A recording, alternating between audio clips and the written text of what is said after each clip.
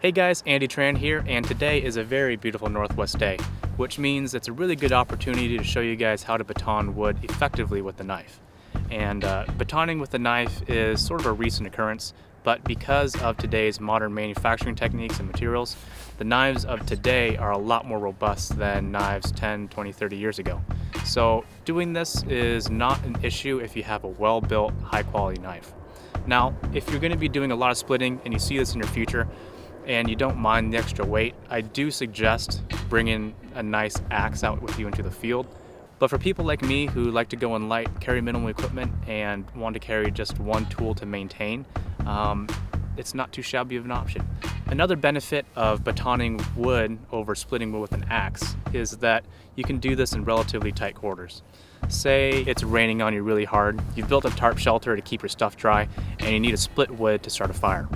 Well, with an axe, it's going to be really difficult to split wood because you need quite a bit of ceiling space in order to get enough energy to split that wood.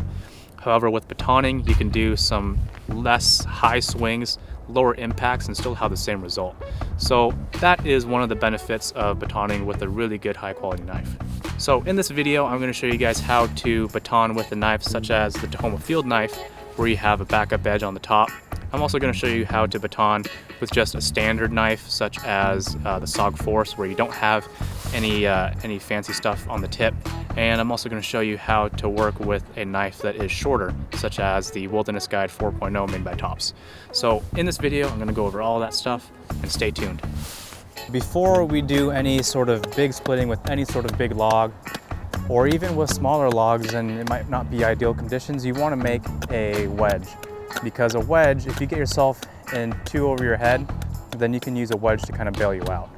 So it doesn't necessarily need to be this thick, but you definitely want a big sloping angle so that it doesn't catch on any grains of the wood and split the actual wedge that you're using.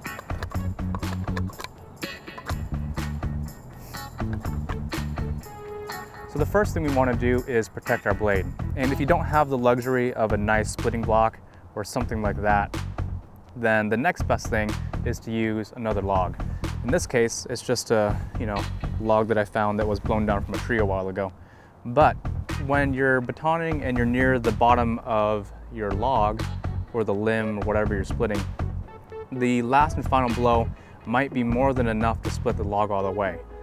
If that's the case, your knife is going to go really fast downward. And if you have a log there, it's going to protect your blade from digging into the dirt and getting chipped and dulled by little rocks and sand and all that stuff. So that will really make sure that your tool lasts a long time for you in the field. So let's go ahead and start splitting this thing. So we're going to start out with the Tahoma field knife. And because there's a secondary bevel right here, we're going to have to baton on the back. But doing that is not too difficult. So we simply place the knife on the top and tilt the tip a little bit downward, then we hit. So this is going to start us off, and you'll notice that the tip is quite a bit down angled from the handle, and there's a reason for that, and I'll let you know here in a sec why.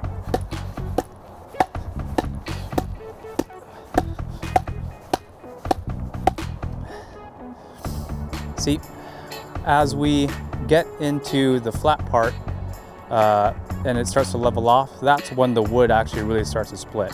So from here, we have finally split the wood instead of cutting into it, and we can go ahead and drive this all the way home. A way to help make sure that your handle doesn't tip too far down is to really try and hit as parallel to the piece of wood you're batoning as possible, and as close to the wood as possible as well.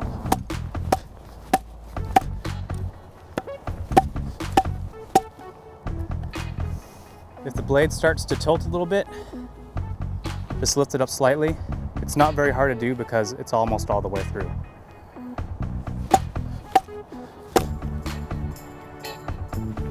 And that's how you split with a Tahoma field knife, or a similar knife with a bevel on the tip. And now we're going to baton with a more traditional style blade. So we're going to need as much real estate on the front as possible, so we're really just going to bring the piece of wood all the way back basically to the sharpening choil right there. So with one good smack at the top, we'll be on our roll. even with the traditional blade design, it's necessary to even out the blade level by torquing on the handle. Oh shoot. All right, so this is the log with the knot right here. So this is mighty hard to split, but because we thought a little bit ahead and we made ourselves a wedge, we're gonna go ahead and place that in the crease here, and this should split it right open.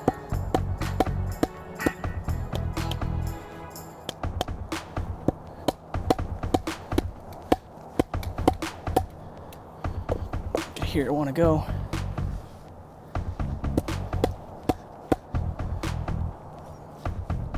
And now we're able to slide our knife out. Make sure we put that in a safe spot.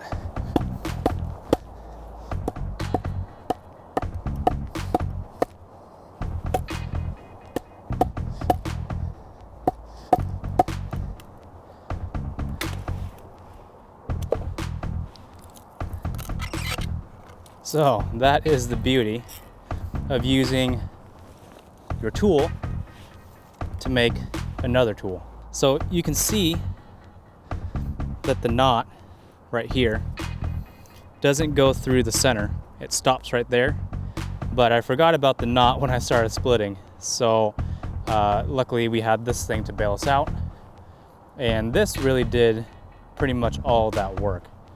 And having a nice, as smooth as possible side to this with a nice long bevel is what is going to help you go through it. So now we're going to split with a smaller knife like the Wilderness Guide 4.0. As the name suggests, this is only a 4-inch long blade, and it's actually, you know, about the same width as this piece of wood here. And that doesn't give us much real estate to baton on the tip. However, if we don't go through the center of the log, because the center is the longest, we can get quite a bit of length taken off of it. So this is how we're going to do it. This log is pretty clear throughout except one knot at the end, so I'm going to try and avoid that by going over here. You can see that I have about an inch or so of real estate here, which is going to be a little bit tricky, but not everything in life is easy.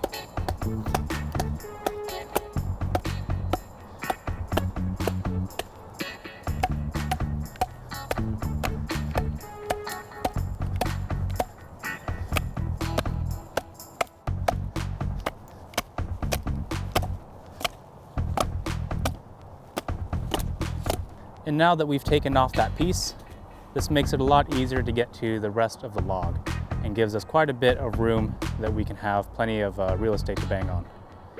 So,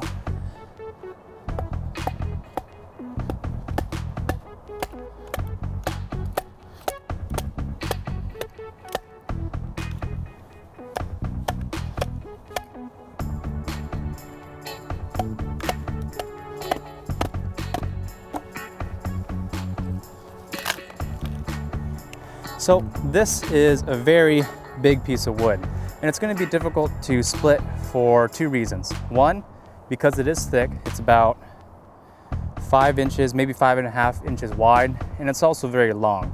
So the longer your piece of wood is, the more bend that the wood is going to allow, so it's not going to want to split quite as easily. But to do this, we're going to do two things. We're going to do what we did before with the wedge, combined with another technique that we did, which was hitting off the center. So these two things should help us go through the log no problem. We're going to be using the Tahoma field knife for this, and let's see how this does.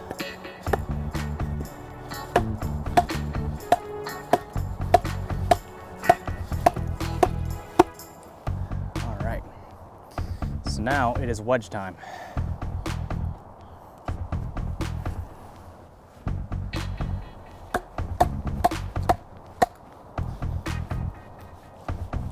Remove our wedge.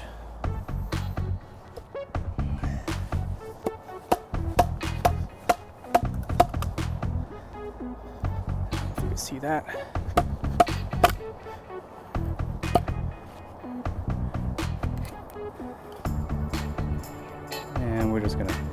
through the center of this. This wants to get off center.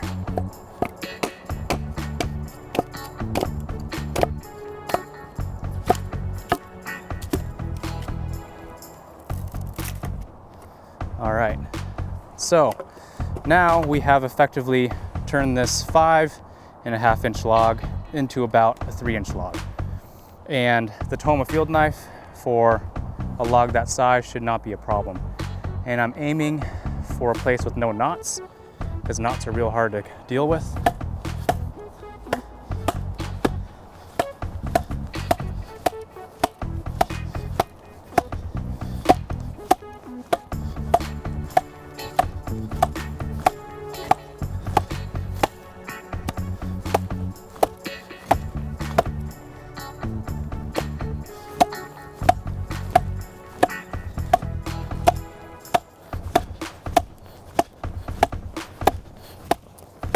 All right, so that is how you effectively baton wood with a knife.